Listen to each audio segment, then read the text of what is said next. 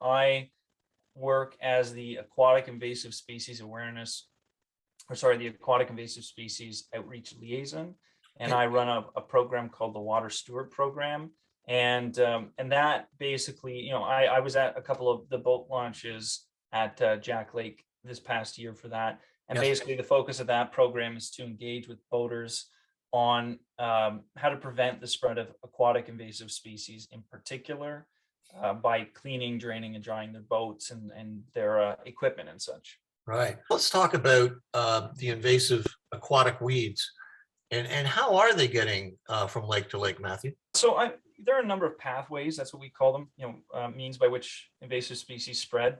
When it comes to aquatics, it could be somebody dumps a bait bucket that has maybe a tyrian of some kind of vegetation in it. It could be somebody deliberately releases species, especially in the case of maybe somebody dumping an aquarium or having overflow through a pond. But the real main focus, sort of the primary concern within Ontario, is the boater pathway, as we call it. So that's boats or watercraft of other kinds going from one water body to the next, and as well as having their equipment, like a trailer, for instance, going from one water body to the next, Right. and not necessarily properly decontaminating or cleaning that vessel. And so, you know, you'd be amazed at what tiny little piece of an organism can cause an outbreak, if you would, Right. from that. Wow. And are these boats could be or vessels could be from Bell Canada or Rogers, you know, hydro, as well as fishermen. It's not just a recreational boating challenge. Is that correct? So yes, absolutely. They don't discriminate, right? So it's and that's a really good point, because you know, you've got businesses like marinas, for instance, where they're coming and going a lot, and that's a real concern for sure, whether it's recreational or otherwise. It's just anything coming and going from the waterway. Okay. So what do you recommend then? What in these boat pathways is a cleaning station, is an inspection station the next step? Well, you know, it's in a larger scale, it's tough to say, you know, what the best next step is. But certainly, you know, people, to put it in a nutshell, what we say is we want people to clean, drain, and dry. Right. That's the message that we want to send. So basically that is clean, meaning physically go over your watercraft and equipment and physically remove the obvious things, you know, vegetation, mussels, snails, you name it. Drain is, once again, draining any water holding device on the vessel. So that could be a live well, it could be just simply, of course, pulling the transom plug at the end, back of the boat. Right. Again, fairly obvious stuff. And then dry is the last step. And we say dry, but it's really sort of dry or disinfect. That's not a step that we can necessarily be there for.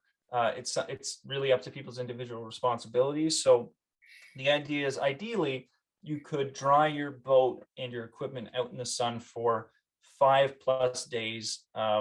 And that would generally kill anything left over that you might have missed.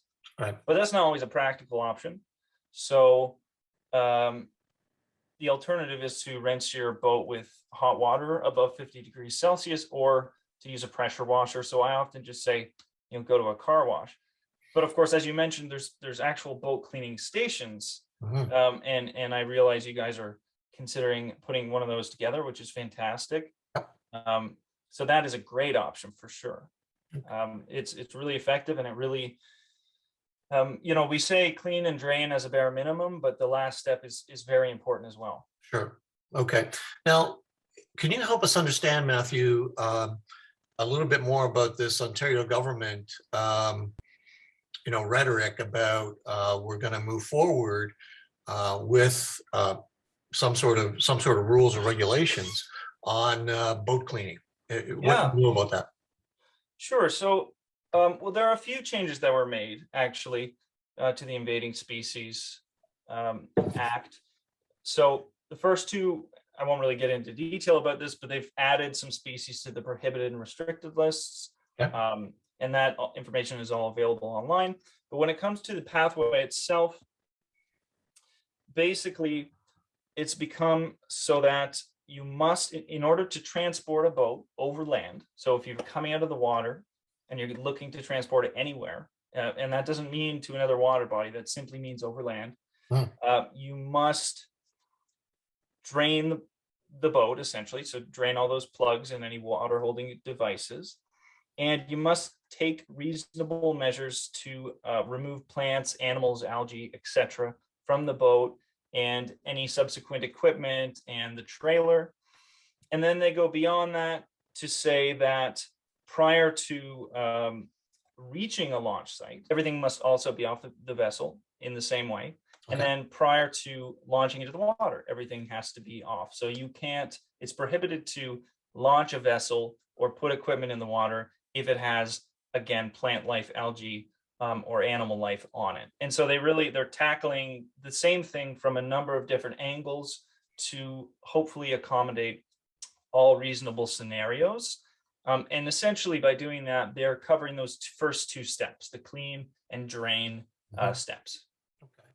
So how is this going to be enforced? When will these rules go into place? And then is it just going to be on the honor system, or do you think that, like, Alberta has set rules and does have things that they've been doing it for 15 years. So what are we going to do in Ontario that's going to be similar? So fairly soon, all things considered, and they will be enforced. There's fines associated with them. I'm not 100% sure of what those are, whether they're set fines or not yet, but yeah, they're fairly soon they'll be put in place. Obviously, there's going to be a learning curve.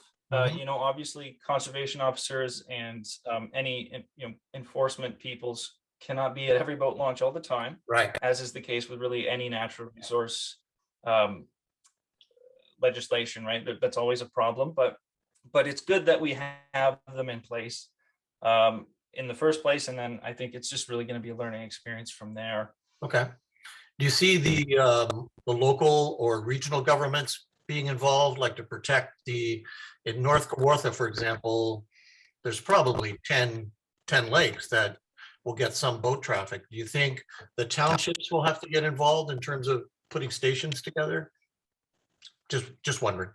Well, no, ideally that'd be fantastic, and you guys are really taking the initiative in what you're doing, and hopefully other areas can learn from you, but there's certainly no mandate that they have to do that. Okay. That third step, that disinfect, that actively doing something to go above and beyond, is not currently regulated or necessarily going to be in the near future that I'm aware of. It's obviously a little more complicated when it comes to making it, if you were theoretically to make it mandatory that people disinfect their boats between lakes, because of course the infrastructure is not necessarily there. Right. But so no, it's not mandatory, but I hope to see more and more lake groups and municipalities taking this head on like you guys are. Okay, and I know that there are a few around that are interested at the very least. Yeah, good show. Yeah, I think no one else is going to do this for us. We can't wait for, governments. We can't wait for associations necessarily, or other associations. I think each lake is going to take its own initiatives and be wise about it. So let's talk about this boat cleaning unit that I think it was you put together. Ruth found it way up in Lake on the Woods, and then she was talking to you, and you said, "Hey, I put that together." Well, I didn't personally, but we did. Yeah, okay. The ISAP did, and we do lend it out to partners every once in a while. So yeah, it's kind of funny that Ruth came to me with this picture and she said, "Look at this great thing. We're going to imitate this." And I was like, well, yeah, it was far from home at the time, but Yeah. So we actually have two of those units, and cool. Yeah, one is enclosed and one is open. Okay. Open is obviously a little cheaper option and more straightforward. Right. So yeah, but they're great things. They're fantastic. They just can't be everywhere. So. Right. Yeah, well, that's true, but we got to start somewhere. So Hmm. the estimates that we saw that go with that unit, and the unit is there's a picture of it on the Weed Warrior site. Um, Came in around $10,000, I think, at probably 2022 prices. And well, that's we've already raised enough to cover one unit, um, and we have to figure out a place to place it that Hmm. boaters would actually use. So we had the idea actually of having one for boats going in and one for boats coming out. Um, but I guess most important to start with would be for boats going in. All right. Yeah, I suppose it's all about your priorities in a way, right? And obviously, your priority as the Jack Lake group is going to be, prevent Yeah. species from coming in. So yeah, for sure, that makes sense. It's can be a bit complicated. Obviously, you guys are probably going to have to talk to the municipality about that if you haven't already, Yep. and sort out logistics of manning the Yep. station. Hmm. I know I've spoken to Ruth about that before, and she had some ideas. So there's I think a ways to go yet, but the fact that you've got the funding together is just fantastic, and I think really the next thing for you to do is sort those things out and then start sourcing materials. I'm not sure if you have a plan for putting it together or not. Well, not it, I wouldn't be so bold as to say we have a plan. We have an intention to have a plan, Yeah, and we'll get started in that in the winter time, so that we can assemble all the parts. And we'd be asking you for your generosity in terms of, well, yeah, what you may want to do is put it this here and that. What we've get some advantage from your learning. for sure. Yeah. But we'll have I'm dedicated, committed to having a unit ready to go by May 1st. So, That's great. And that's something else I thought I would mention initially mhm, was that it would be good to set a goal, specifically, I was going to say May 24 or something like that, mhm. to really have a deadline, because that's when things start going. But if you already have an earlier one, that's all the better, right? Well, I know, some parts are going to be off the shelf in terms of the tank and the pressure washer and some other things, but we'll probably need to source a trailer. Um, and so I'll be asking you for some advice on, what should we look for in terms of weight bearing and all that great stuff. Mhm. So no, I think we'll be able to put it together, and I'm looking forward to at least testing it. The first one may not be perfect, but it'll be in place, and we'll start doing some experimentation. Yeah. Um, so Matthew, we've already got Eurasian Millfoil, and has invaded Jack Lake, and based on your experience and from the knowledge that you're gathering, what are the ways of fighting back? I know prevention is one thing, but if it's already in the lake, we've got to do something to control it. And Yeah. so, in your experience and from your education, your learning, is it herbicide? Is it raking? Is it matting? What's the next step here? Well, there are a couple things to keep in mind, really. For one thing, when it comes to an established species like Eurasian water milfoil, when it's really and truly established, it is really important to talk about managing expectations. Mhm. Um, that is to say that at this point in time, it's not really particularly practical to talk about, say, eliminating it from the water body, as much as we wish that was a possibility. Right. Maybe one day there will be some kind of silver bullet, but right now that's just not very practical. Um, and so with that in mind, this possible management solutions, they all come with their drawbacks and their benefits, and there's a place for all of them, assuming that they're legal, and you follow legal procedure and all that Yeah. jazz.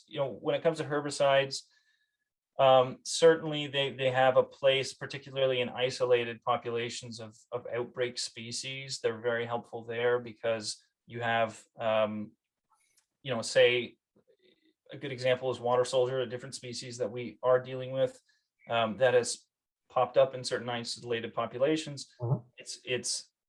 It's very important to get that under control as fast as possible, and herbicides are very effective at doing that quickly.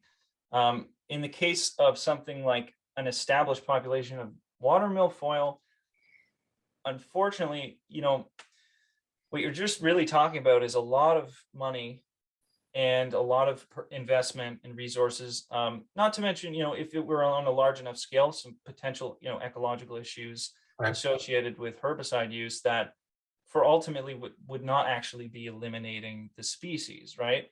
So I'm not necessarily saying it shouldn't be used, but it's probably not. Uh, you really don't want to treat it like the only tool in the toolbox. Right. Gotcha. Yep. And so, there are other options, like you mentioned. Raking is a very common one. That's, once again, it's really about managing it. It's sort of on a personal basis, I think. So it's good for a cottager who just wants to maybe clear the area around their Yeah. boat or Yeah. around their dock, and often that is kind of all that you can really do when it's really well established. Yeah. So rakes can be effective that way. It's important to keep in mind that when you do something like raking or cutting with sort of those razors, Mhm. you will disrupt the plant. And a plant like Eurasian water milfoil does reproduce through fragmentation, which means that when you have little bits of it that fall off, they're going to actually implant and grow. But ultimately, it's already established anyway. So it's, it may not really make a big difference. Right. Really, Yeah. like, it's all kind of a temporary fix Sure. for your own personal, sort of temporary benefit anyway. Yep. There's, in some cases, some people will actually go down with a snorkel and pull Mhm. milfoil out. If you can get the roots out, that's great. But once again, like if it's deeper water or if there's just a lot, it's not necessarily practical. Mhm. And then there's the mats, as you Right. mentioned, Yeah. and that is interesting. There's some work being done and some studies being done on the effectiveness of different kinds of mats. I would say that in some ways it's similar to herbicides in that it's very labor intensive, resource intensive, and it costly, and it's not necessarily, it can be very, very effective, Mhm. but it's just not necessarily going to be a practical solution for a large area, because once again, just the same as anything, you could eliminate it from an area, do that for several years, take it off, and it's just going to grow in from the surrounding area. Right. And all you've really done is spend a lot of money and a lot of time doing that. Yeah. Yeah. So I think, Matthew, your point of managing your expectations is as important as how you manage the weed population, locally or maybe a little bit bigger. But yeah, I mean, it's just going to be a fact of life. And Mhm. as Dr. David Lane says, the life cycle could be as short as 8 years. With this particular plant or weed, it may just come and go on its own, ecological cycle. I guess, we just don't know what we don't know. It's hard to say. People often talk about naturalization of species, and it's a difficult conversation to have because, like you say, it's just very difficult to know. Yeah. And you also have to consider, like, some people will sometimes bring that up, um, and say, well, so it's not such a big deal because it'll naturalize, but realistically, you have to consider what will happen in the meantime. Right. But in a case like this where it's already here, yeah, I mean, ultimately, we can hope that that's the case, and that things sort of sort themselves out over time. In Yeah. the meantime, we can do our best to manage things on an individual basis, and ultimately prioritize prevention, right? That's why we do all this Yes. other stuff, because we don't want another milfoil or something worse. Right. Yeah, I understand that Stony is facing some big challenges with a real stinky weed. What's that one called? Yeah, so I think you're referring to starry stonewort, Yes. probably. Mhm. Yeah, starry stonewort is a complicated one. It's technically not a vegetation in the common sense. It's a macroalgae, so that's the same thing that seaweed is. Ah, but if, for all intents and purposes, it's a plant, and it's very dense. It mats up and it creates these sort of underwater mounds, and one of the biggest issues, it can cause problems for recreation similar to milfoil does, but mhm. one of the biggest problems is that it really blocks regular ecological functions. So in a normal weed patch or vegetation patch where species might go for refuge from predation or for spawning purposes, it's too dense for them to use that. And so it creates a lot of ecological issues that way. And then, of course, it also sort of just pushes out native vegetation, which Right. is very typical of aquatic invasives as well. And so, yeah, you really don't want that. And the fact that it's in stony and little cedar, I believe, Oh, boy, yeah. Mhm. um, if I'm not, oh, big cedar, sorry, big cedar, Yeah, if I'm not mistaken, is definitely a concern yeah, because I would guess that people are moving around there a fair amount. sure. Well, I think you're right, and whether they're coming in with sea-doos or fishing vehicles or even kayaks and canoes, Mhm. yeah, there is a, kind of a round cycle that you go through, and of course you've got fishing contests that are going from lake to lake on different days. So, yeah, we're going to have to get smarter uh, Yeah. at being defensive. So that's great. Well, Matthew, thank you very much for joining us today. This has been very informative, and our Thank group you. is all about learning and awareness, and we will take action too. We're biased to action, and we do not have a free T-shirt to give away yet. However, on this occasion, we will have a Jack Lake Weed Warrior T-shirt made for Matthew Robbins right there. Oh, thank you so much. I appreciate it. Well, I you're love that. you're you're quite welcome. So anyway, thanks for joining us, and I know we'll be chatting in the new year as we put the station together, and I'll keep you up to date where we get to with the township and all that other good stuff. But we'll get something done. Absolutely. I'm looking forward to it. And thanks again for everything you are doing because, the initiative that your group and just the folks around Jack Lake are taking is really super important. It's a great example to other groups and municipalities. So that's Well, fantastic. thank you, and we'll see you later. Yeah. Have a great day.